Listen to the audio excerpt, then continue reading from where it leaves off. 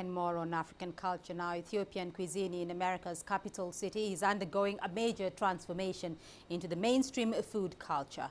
People living and working around Washington, D.C. are being introduced to this diverse cuisine because the city has the largest Ethiopian community in the country. As our Washington correspondent Daniel Ryntjes reports, Ethiopian food entrepreneurs are finding new ways to reach the city's bureaucratic workforce. Washington, D.C.'s urban hipsters are often found these days at Ethiopian restaurants in trendy areas of the city.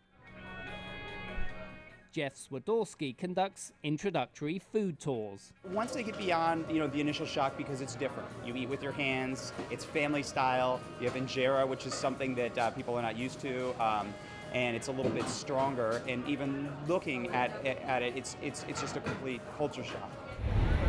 Now in the shadow of the US Capitol and surrounded by imposing government buildings, food trucks are amassing. This one, called Fasika, is owned by an Ethiopian entrepreneur, enabling this spicy food culture to penetrate different parts of the city. I think it welcomes people who are from Ethiopia. They have their type of food around, and then it also give Americans like myself a chance to try different foods. You get tired of eating the normal burgers and fried chicken and fish, so I'm always open to new things, and that's how I began to like Ethiopian food. The manager of the Fasika food truck says that though more people know Ethiopian food, there are still many dipping in for the first time. Some do, some don't. Some are new to try, so we try to give them the best, little extra on it for them.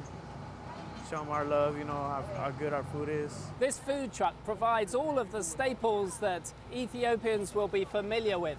You've got the goman, you've got the kiwat, you've got the dorowat, you've got the Doro Tibs.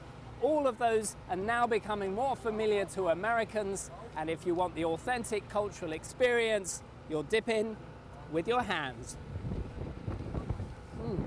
Steve Balderson is married to an Ethiopian woman and has absorbed his wife's family's culture into his daily life.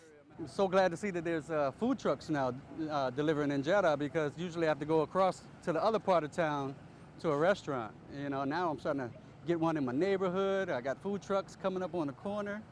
I don't have to just wait for my wife to cook me some food no more.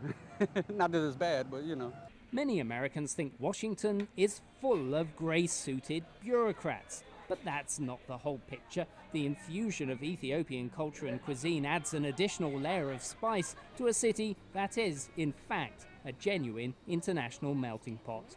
Daniel Ryntjes, CCTV, Washington.